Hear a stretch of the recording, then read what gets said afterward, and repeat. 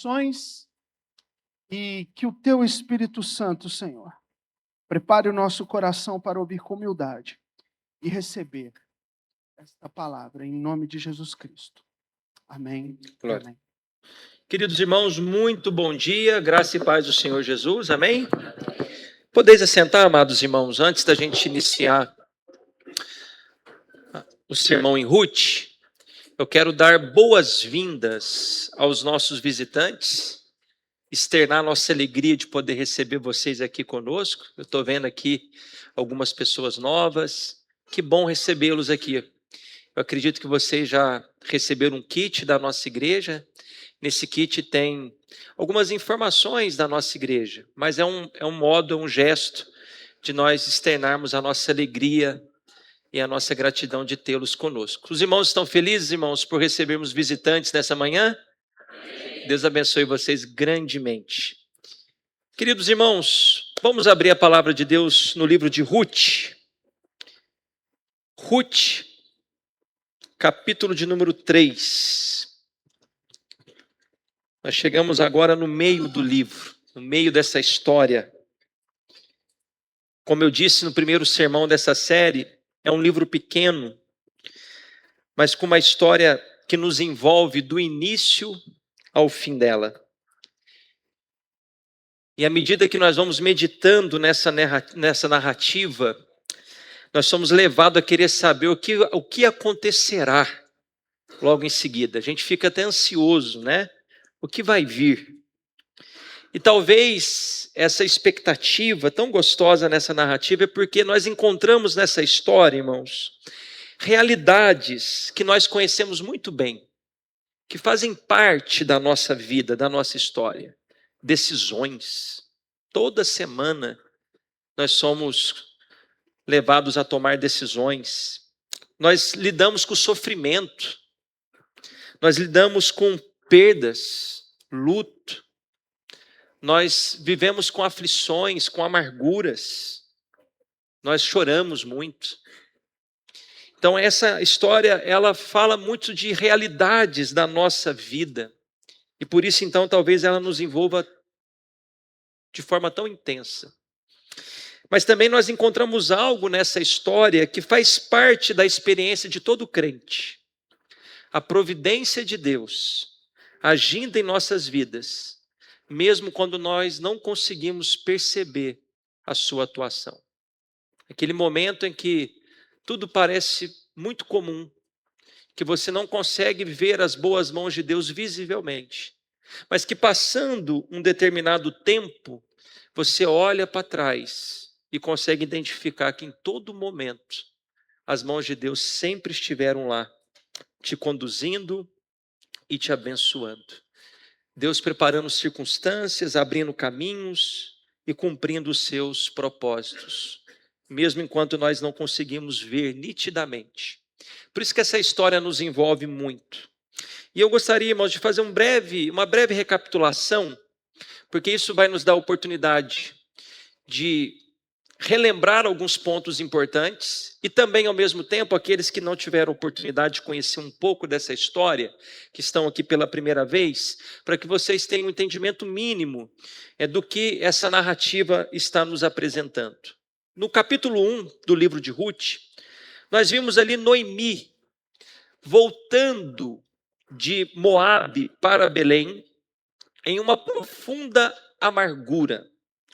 Por que ela estava amargurada? Porque ela havia perdido seu esposo, Elimeleque, e seus 2 filhos em Moabe.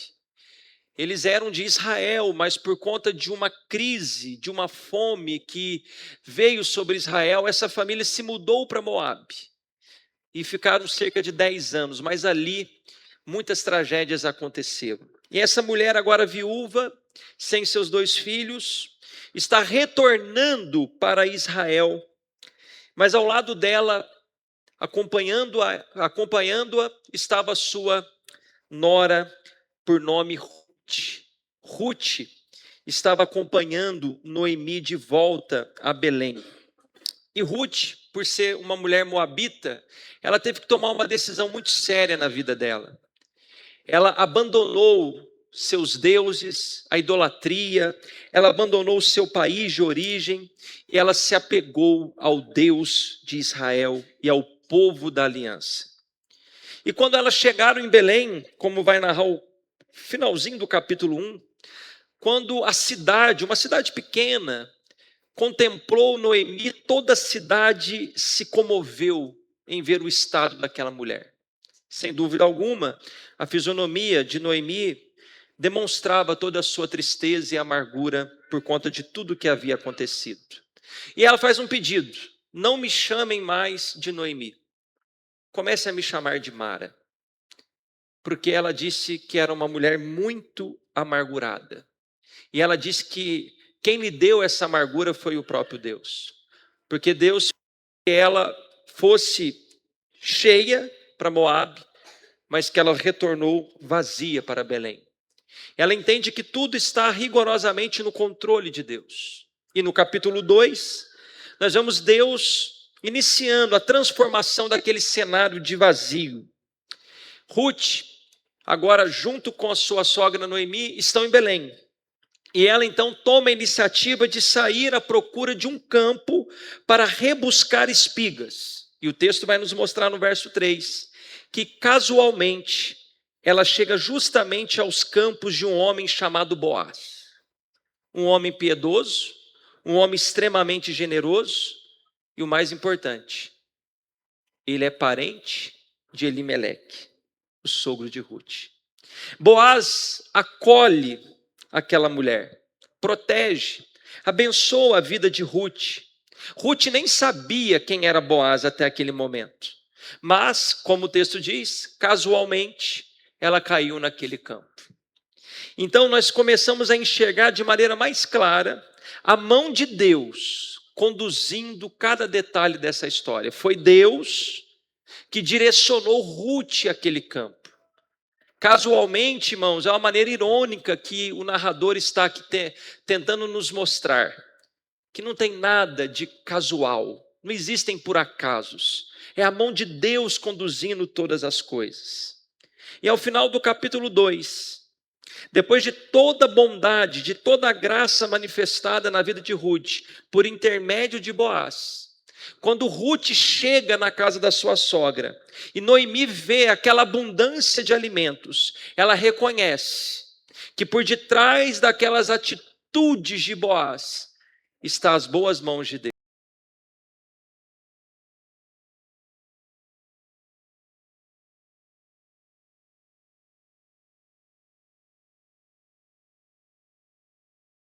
Usou para abençoá-la. Aquela mulher que estava amargurada, que não estava compreendendo o agir de Deus, estava confusa sobre quem Deus é e como Deus age, agora ela já reconhece que é Deus manifestando a sua bondade por intermédio de Boaz.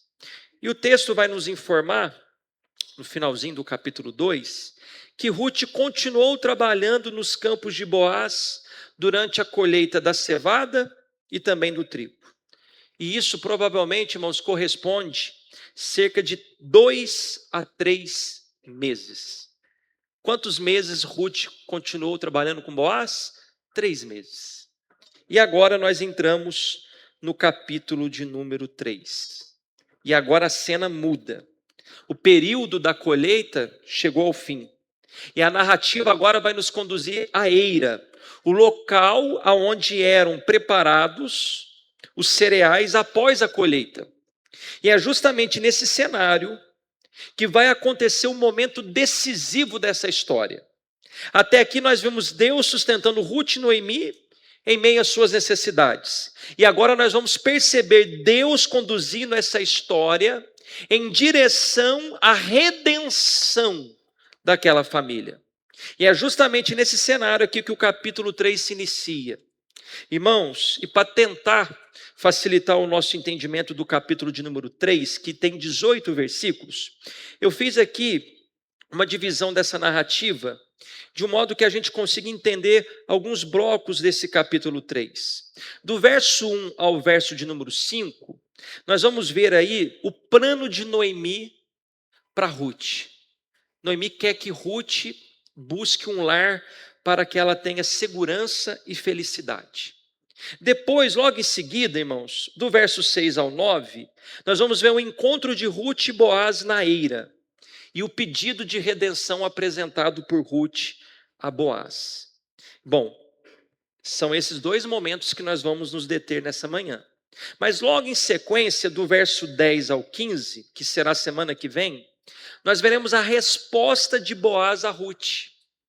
E por fim, do verso 16 ao 18, nós veremos a esperança renovada na casa de Noemi, enquanto elas vão aguardar o agir de Boaz e a continuidade daquilo que Deus estava conduzindo.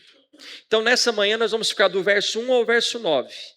E eu intitulei o tema desse sermão da seguinte maneira: aos pés do resgatador. Aos pés do resgatador. Então, aí do verso 1 ao verso 5, nós vamos ver o plano de Noemi em buscar um lar e segurança para o futuro de Ruth. Olha o verso de número 1. Noemi, a sogra de Ruth, diz: minha filha, não é verdade que eu devo procurar um lar para você, para que você seja feliz? No final do capítulo 2, nós já começamos a perceber Noemi retomando um pouco da esperança, ao reconhecer a bondade de Deus por meio de Boaz. Mas agora, depois da colheita, ela começa a pensar no futuro e na segurança de sua nora. Ela quer ver muito bem a sua nora Ruth. E quando Noemi diz: não é verdade que eu devo procurar um lar para você? O que Noemi está demonstrando aqui? Que no entendimento dela, ela tinha o dever de cuidar da sua nora. E quando ela fala de buscar um lar para Ruth, a ideia aqui não é simplesmente buscar uma casa, encontrar um lugar físico, mas ela está falando de encontrar uma nova família, um novo casamento, a estabilidade de ter uma família. Então veja, embora Deus tenha sustentado aquelas viúvas até aquele momento, Noemi entende que a situação delas ainda não foi plenamente resolvida. Elas continuam vulneráveis, sem descendência e sem garantias para o futuro. Então Noemi, ela reconhece que Deus está cuidando delas, mas ela olha para o futuro e ela sabe que ainda há muitas incertezas. Então, o verso de número 2 vai nos revelar Noemi tendo um plano para ajudar Ruth a encontrar esse novo lar. Olha o verso de número 2.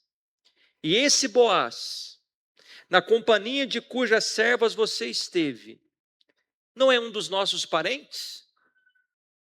Esse homem que te tratou tão bem esses meses, ele não é um dos nossos parentes? Eis que esta noite ele estará limpando a cevada na ira. Então veja, depois de demonstrar sua preocupação com o futuro de Ruth, Noemi direciona a atenção de Ruth para Boaz, porque ela entende que ele poderia ser o instrumento pelo qual Deus poderia trazer cuidado, segurança e redenção, tanto para Ruth quanto para a sua família, família de Elimeleque. E existe uma razão pela qual Noemi olha para Boaz e entende que ele poderia ser esse instrumento. E a razão está aí no próprio verso, quando ela pergunta: Boaz não é um dos nossos parentes? Olha, Ruth, esse homem tratou você com tanta bondade, com tanto amor, com tanto carinho. Ele não é um dos nossos parentes? E aqui então, irmãos, começa a entrar em um dos temas centrais desse livro. Na verdade, o tema central do livro é exatamente isso aqui. Quando Noemi diz que Boaz é um dos parentes, ela está aqui tratando da figura do resgatador. Agora, daqui para frente, vocês vão ouvir muito esse termo, resgatador. No hebraico é Goel. Boaz é um Goel, um resgatador. Deixa eu explicar isso aqui para vocês. Eu preciso muito da atenção de vocês, porque entendendo isso aqui, tudo que a gente for falar daqui para frente, vai fazer muito sentido na leitura do texto, em tudo aquilo que nós vamos ouvir.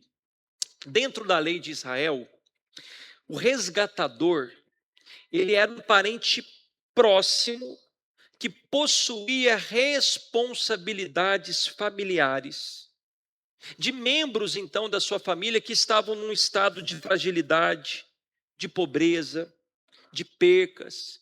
Então, o resgatador era alguém que tinha uma responsabilidade sobre a sua parentela. E o próprio termo resgatador nos ajuda a entender a função dele. O resgatador era alguém que promovia o quê? Redenção. Ele é um resgatador, ele promove a redenção. E redimir significa libertar, recuperar ou restaurar aquilo que havia sido perdido.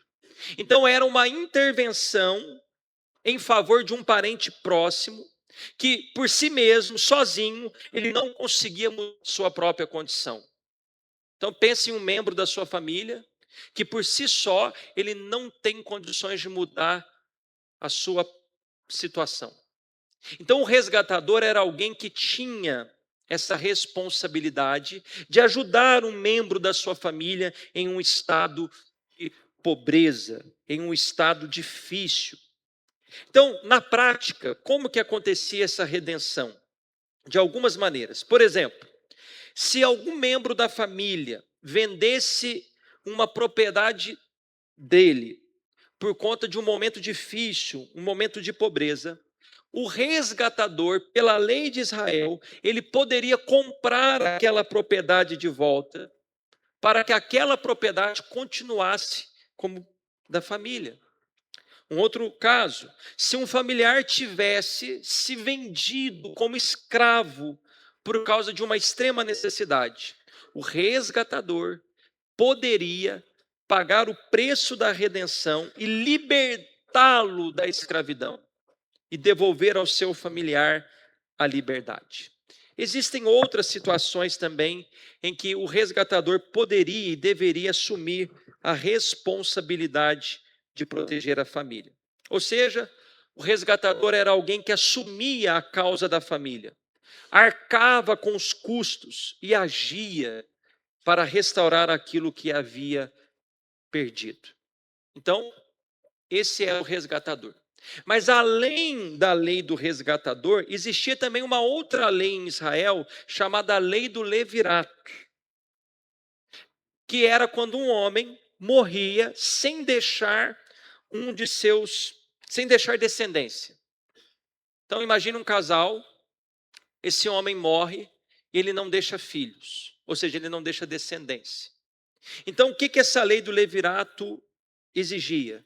Que um dos seus irmãos assumisse a cunhada, se casasse com a cunhada desse irmão falecido, com a intenção de preservar o nome do irmão e de dar continuidade na descendência daquela família. Em Ruth, o que nós vemos são essas duas leis juntas. A lei do resgatador, que era uma questão econômica, mas juntamente com a lei do levirato, que era dar descendência ao irmão falecido. Bom, Boaz, ele não era irmão de Malom. Ele não tinha obrigação legal de casar-se com Ruth, mas ele era um dos parentes resgatadores, que poderia assumir a responsabilidade daquela família. Então há um entendimento que em Israel, muitas vezes, essas duas leis, elas caminhavam juntas em situações específicas. Então, ele como parente resgatador, ele poderia também assumir a lei do levirato, ainda que ele não fosse irmão de Malom, falecido esposo da Ruth. Bom, e isso é muito importante, irmãos, porque o problema de Noemi e Ruth não era apenas financeiro. A família de Elimeleque estava caminhando para o desaparecimento. A família de Elimeleque seria esquecida, porque não tinha mais descendência. Então, quando Noemi olha para Boaz, ela começa a enxergar a possibilidade dessa redenção para a sua família e também a continuidade da sua linhagem. Bom, em sequência aí no verso 2, ficou claro isso, irmãos? Deu para entender? Em sequência do verso 2, Noemi revela que já havia elaborado um plano para Ruth fazer o pedido de resgate a Boaz. Então ela menciona que naquela noite, Boaz estaria na eira limpando a cevada. A eira, irmãos, era o local onde os grãos eram separados após a colheita. Lembre-se, a colheita acabou. Então, o pessoal está concentrado na eira. E naquele período era muito comum que os trabalhadores e até mesmo os proprietários dos campos permanecessem durante a noite na eira, tanto para finalizar o trabalho, quanto também para proteger os grãos que já estavam sendo armazenados. Então, Noemi sabe, olha, Boaz ele vai estar na eira essa noite. E aí o verso 3 e 4, Noemi continua conversando com Ruth, mas agora ela vai dar algumas instruções bastante específicas, como que ela deveria se chegar a Boaz. Olha, você vai até Boaz, ele está lá na eira, mas deixa eu te dar uns conselhos antes. Lave-se. Em outras palavras, toma um banho, filho. Toma um banhão. Ponha perfume. Vista sua melhor roupa e vá até a eira. Mas não deixe que ele perceba que você está ali, até que ele tenha acabado de comer e beber. Quando ele for dormir, repare bem o lugar onde ele vai se deitar. Então vá, descubra os pés dele e deite-se ali, e ele lhe dirá o que você deve fazer. Bom, quando a gente lê essas instruções de Noemi, elas são um pouco estranhas para nós. Porque veja bem, ela está pedindo para Ruth se encontrar com um homem numa eira à noite, num ambiente bem reservado. E o narrador, ele parece-me que constrói também essa cena com uma certa tensão. A gente se pergunta, o que vai acontecer ali? Um homem e uma mulher à noite numa eira? Bom, será que Noemi está dando um conselho pecaminoso? Vai lá, seduz ele. Vai lá, cheirosona, né? Traz ele para perto. Ele é um dos nossos. Será que é isso? E a resposta é não. Não. A ideia aqui não envolve sensualidade, muito menos imoralidade. Noemi não está incentivando Ruth a seduzir Boaz. A própria continuidade da narrativa vai destacar, irmãos, a integridade, a pureza, o temor ao Senhor, tanto de Ruth quanto de Boaz. Mas o que Noemi então está dando? O que Noemi quer com esses conselhos? Quando ela orienta Ruth a se lavar, tomar um banho, passar um perfume, aqueles perfumes árabes, trocar de roupa. Perfume árabe é brincadeira, viu, irmãos? Aqui existe a ideia de que ela não deveria mais se apresentar como uma mulher enlutada. Muitos comentaristas entendem que Ruth, até aquele momento, estivesse usando vestes associadas à viuvez. Aquela mulher ainda se identifica como uma mulher viúva, uma mulher que ainda está sofrendo luto, que está lamentando. Nesse sentido, então, o que Noemi está com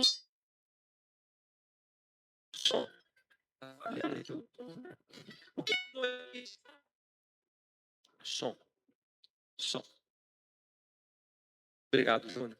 Deixa aqui, se der algum BOzinho já. Obrigado. O que Noemi, então, está aconselhando Ruth nesse momento?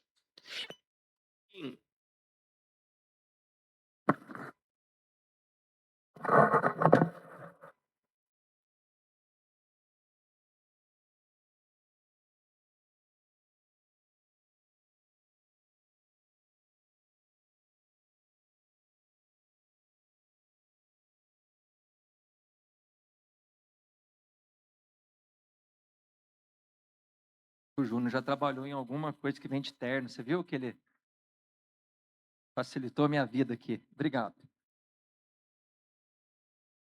O que Noemi está dizendo para Ruth?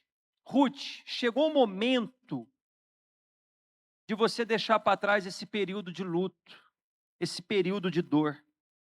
E agora, Ruth, você precisa comunicar de maneira ainda que discreta que você está pronta para seguir em frente, que você está aberta à possibilidade de um novo casamento.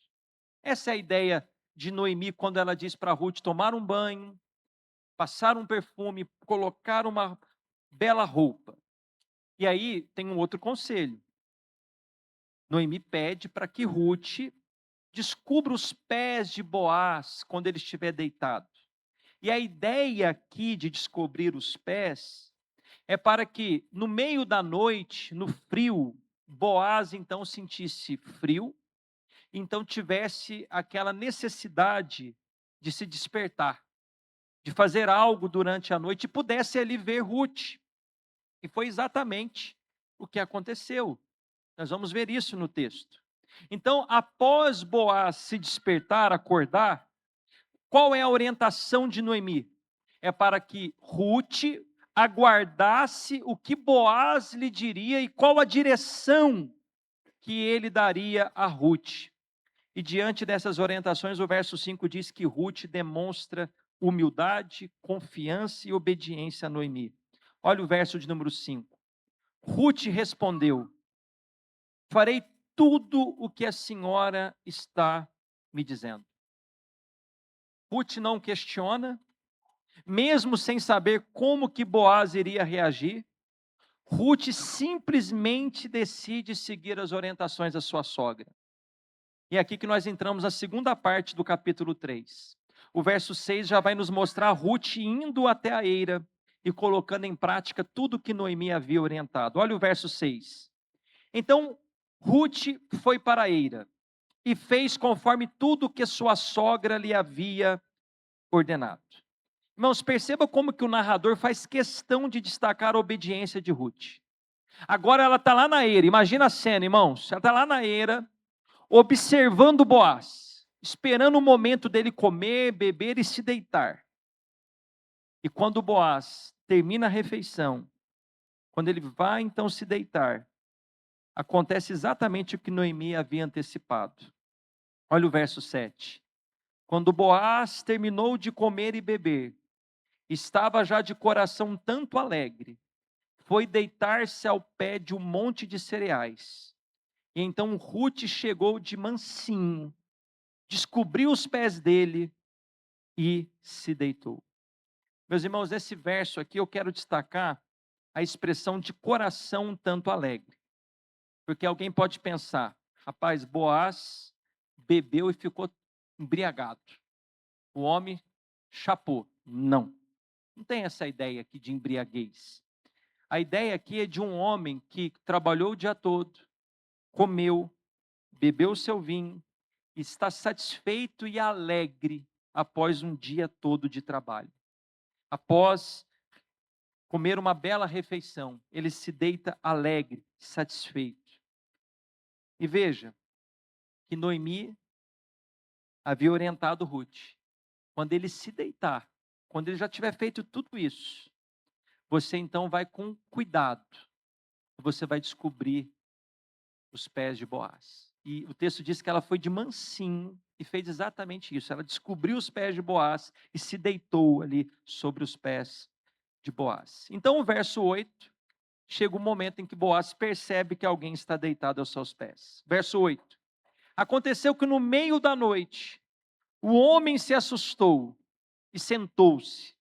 E eis que uma mulher estava deitada aos seus pés. Então, no meio da noite, Boaz acorda assustado. Muito provavelmente, o frio, os pés descobertos, contribuiu para que ele tivesse esse despertamento. Mas o destaque do texto é o susto que Boaz toma quando ele percebe que tem alguém deitado aos seus pés. Imagine você a cena. O homem está cansado, deitou, dormiu, comeu, bebeu. E no meio da noite ele sente frio quando ele olha uma pessoa deitada aos seus pés. Ele não estava esperando isso. E por conta da escuridão, ele, no primeiro momento, ele não reconhece quem está ali. Então ele faz a pergunta. Quem está ali? Ele pergunta, quem é você? E ela então responde, sou Ruth, a sua serva. Olha a humildade dessa mulher. Ela se identifica como serva. E aí ela faz o pedido: estende a sua capa sobre essa tua serva, porque o Senhor é um resgatador. Essa expressão aqui, irmãos, traz a ideia de proteção, cuidado, compromisso. Ruth apresenta: Senhor, estende a sua capa sobre a tua serva, me protege. E apresenta o motivo por que ela quer que ele faça isso, porque o Senhor é um resgatador. Aqui é o tema central desse livro. Como eu expliquei, o resgatador era um parente próximo, que possuía essas responsabilidades com a família. Ele poderia ajudá-la, ele poderia estender a mão sobre ela, ele poderia também assumir ela como esposa. Então Ruth, ela não está apenas pedindo para que Boaz se case com ela. O pedido de Ruth vai além disso.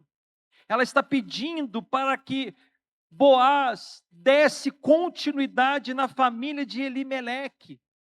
Que Boaz continuasse mantendo o nome de Elimeleque na história de Israel. O Senhor é um dos resgatadores. E olha que lindo, irmãos, a expressão que ela usa: estende a sua capa sobre essa tua serva. E aqui existe uma conexão muito linda com o capítulo 2. Capítulo 2, verso 12, Boaz havia dito para Ruth, lá no campo, que ela veio buscar abrigo nas asas do Senhor, o Deus de Israel. E o mesmo termo para asas é o mesmo termo também para capa. Ou seja, o que está acontecendo aqui? Ruth, que havia buscado refúgio no Deus de Israel, agora está dizendo a Boaz: Boaz, o Senhor pode ser o instrumento de Deus pelo qual Ele vai me dar o abrigo, a proteção, a provisão, a redenção. Ou seja, toda aquela família, irmãos, tinha uma única esperança: a resposta de Boaz. O que Boaz vai responder a essa moça? Ela fez o pedido: eu preciso que o Senhor me resgate. Eu preciso que o Senhor cumpra a lei de Israel. O Senhor é um dos resgatadores. Eu preciso que o Senhor me coloque debaixo da sua capa, debaixo da sua asa.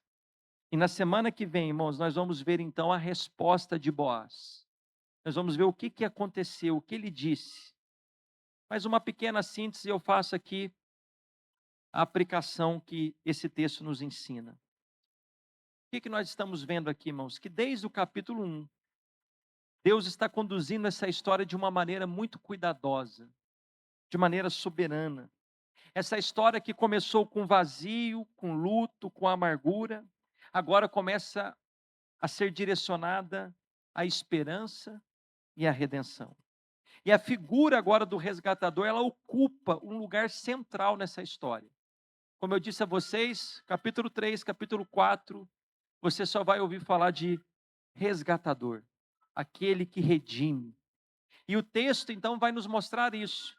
Há esperança, há uma redenção que está se consumando, que vai se consumar agora daqui para frente. Então, alimente o seu coração para que semana que vem a gente possa ouvir de fato o que Boaz disse a essa mulher. Vai ter algumas dificuldades. Ele não vai poder ser um resgatador logo de início. Existe uma situação que ele vai precisar resolver antes de poder resgatá-la. O que essa lei falava, o que vai acontecer, nós vamos aprender nos próximos sermões. Mas vamos tirar pelo menos 2 lições desse texto. E a primeira delas, irmãos, do verso 1 ao 9, nós aprendemos que confiar na providência de Deus não significa viver de maneira passiva. Deixa eu falar novamente. Confiar na providência de Deus não significa viver de maneira passiva. Como eu disse, Noemi, ela já entendeu que Deus estava cuidando delas. Ela percebeu que o que estava acontecendo por meio de Boaz não era um ato somente de Boaz. Deus estava por detrás das ações de Boaz. Mas ainda assim, ela entende que ela precisava agir de forma responsável diante das oportunidades e caminhos que Deus estava abrindo diante delas. Ela não cruza os braços esperando que tudo simplesmente aconteça. Pelo contrário, agora Noemi passa a agir com prudência, com sabedoria, com responsabilidade. Ela olha para aquele cenário e ela começa a pensar, ela começa a refletir. Então, ela elabora um plano. Ela confia em Deus, mas ao mesmo tempo, ela entende que precisa agir. E isso nos ensina uma lição importante, irmãos. A fé bíblica, ela não produz paralisia. O povo de Deus confia no Senhor. O povo de Deus ora ao Senhor. O povo de Deus espera no Senhor. Mas também vive com responsabilidade. Mas também vive com prudência, com discernimento do que se deve ser feito. E muitas vezes, o que acontece na nossa vida é que nós queremos respostas de Deus. Mas ao mesmo tempo que nós queremos que Deus nos responda, nós somos negligentes com algumas responsabilidades. Nós somos negligentes com algumas decisões que nós precisamos tomar, com algumas atitudes que nós devemos ter. Às vezes Deus já está deixando claro para nós o que deve ser feito, mas a gente é negligente. A gente diz, eu vou esperar em Deus, e devemos esperar, mas ao mesmo tempo Deus está nos deixando claro o que nós devemos fazer, e nós simplesmente cruzamos os braços e não fazemos. Então a gente precisa ter um equilíbrio. A soberania de Deus não nos leva ao fatalismo, como se as nossas ações e iniciativas não importassem. Confiar na soberania de Deus não significa passividade. Significa continuar obedecendo, trabalhando, orando, caminhando em fidelidade, sabendo que o Senhor continua governando cada detalhe da nossa história e que somos dependentes dele. Noemi agiu, Ruth obedeceu, nós veremos Boaz assumindo responsabilidades, mas acima de tudo, Deus estava conduzindo cada detalhe dessa história. E muitas vezes nós não conseguimos ver, enxergar tudo o que Deus está fazendo. Mas ainda assim Deus nos chama a tomarmos as nossas atitudes. Nós temos responsabilidades. Muitas vezes as coisas não estão acontecendo na nossa vida porque a gente não está agindo. A gente não toma iniciativas. Na prática, eu vou te mostrar como que isso acontece na vida cristã. Deixa eu dar alguns exemplos. Todos nós pedimos o pão de cada dia, mas todo mundo sai para trabalhar. A gente pede o pão de cada dia, mas a gente procura emprego. Você confia em Deus, você ora, você espera, mas você sai. Nós oramos para Deus nos conceder um emprego melhor, uma renda maior. Mas o que a gente faz? A gente se dedica ao estudo. A gente busca uma qualificação melhor. A gente aproveita as oportunidades no trabalho que Deus está colocando diante de nós. Por exemplo, a pessoa pede um cônjuge. Pai, eu quero casar, Senhor. Prepara um homem de Deus para mim, uma mulher de Deus. E o que você começa a fazer? Você começa a observar homens e mulheres verdadeiramente crentes. Homens e mulheres piedosos, que compartilham a mesma fé, que compartilham os mesmos valores. Um outro exemplo, você ora pela conversão dos filhos, mas ao mesmo tempo você ensina as escrituras para eles. Você ora com eles. Você dá um bom testemunho dentro do lar. Eu e você pedimos, Senhor, eu quero crescer espiritualmente, eu quero ser fortalecido na fé. Mas o que a gente faz? A gente ora, a gente lê as escrituras, a gente vem para o culto. Nós oramos para vencer um pecado, mas nós fugimos das ocasiões em que a tentação é mais forte. Nós fugimos da aparência do mal. Nós utilizamos os meios de graça. O que eu quero mostrar aqui a vocês? O equilíbrio da vida cristã. Confiar na soberania de Deus não significa ser passivo. Não, nós devemos confiar inteiramente na providência de Deus. Confiar que Deus está no controle, que Deus está cuidando de nós, mas nunca usarmos disso como uma desculpa para a passividade. Enquanto Deus está governando as nossas vidas, nós somos chamados a viver em obediência, diligência, discernimento. Tem muito crente que usa a soberania de Deus, que usa aquela desculpa, eu creio em Deus, e cruza os braços. E nada acontece. Você crê em Deus? Amém. Então peça ao Senhor para que Ele te dê entendimento do que você deve fazer. Quais os passos que você deve dar. Se você confia em Deus e está desempregado e fica em casa e não joga um currículo, a porta vai continuar fechada. Deu para entender, irmãos? Soberania de Deus não anula a nossa responsabilidade de sermos ativos. E segundo, nós aprendemos que a nossa esperança precisa estar no Redentor certo.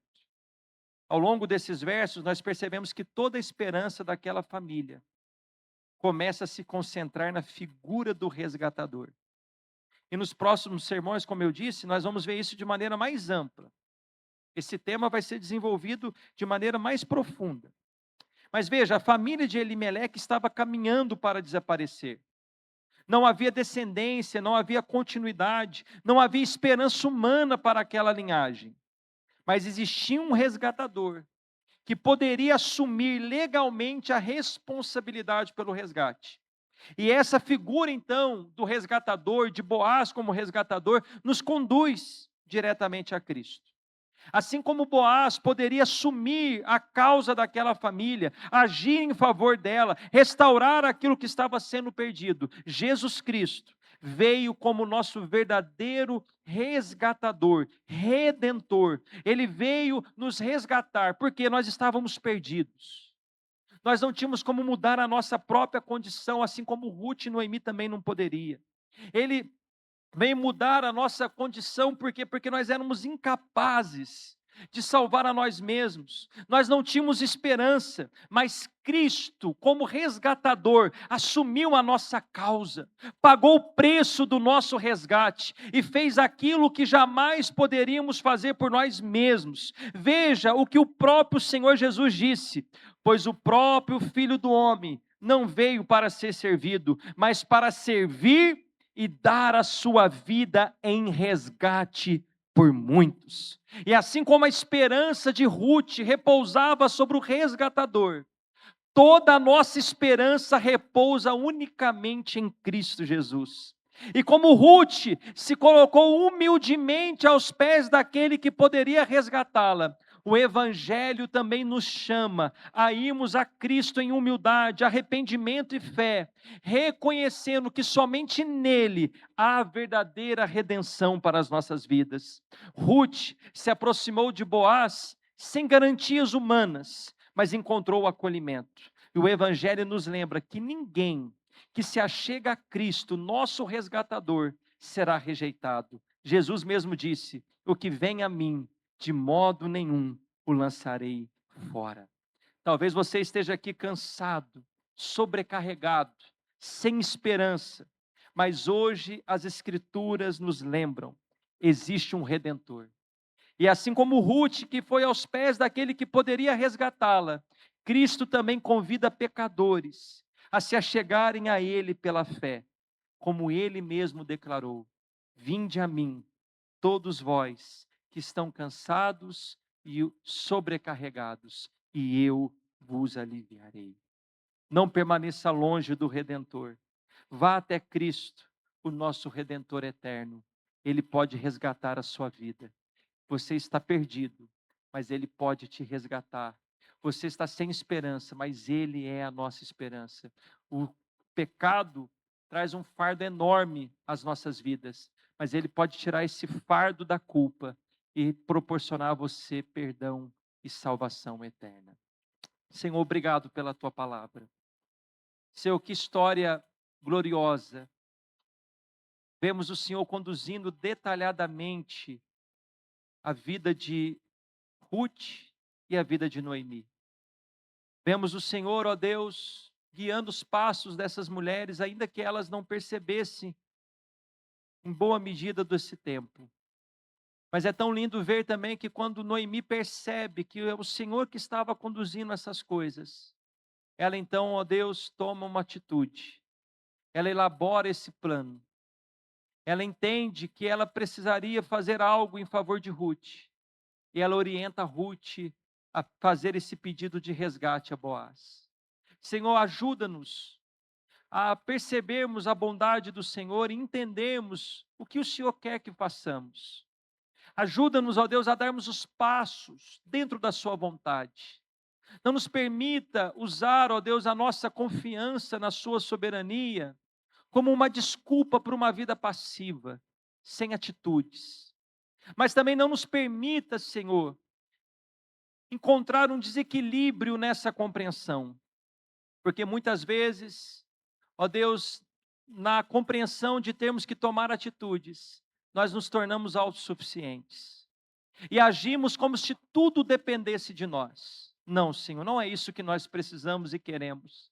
Nós queremos ser bíblicos. Nós queremos confiar que o Senhor está no controle da nossa vida, que o Senhor está guiando os nossos passos, mas ao mesmo tempo, nós queremos, ó Pai, sermos submissos a fazermos a tua vontade, a andarmos na sua direção, a darmos os passos que o Senhor nos orienta, e que possamos nessa manhã, Pai, encontrar em Cristo a redenção que tanto precisamos, o perdão que tanto precisamos. A nossa maior necessidade, Senhor, não é de uma conta, ó Deus, robusta financeiramente, não é de termos os melhores bens materiais.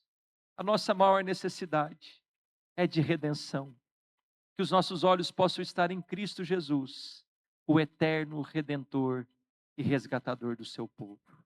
Amém. Amém.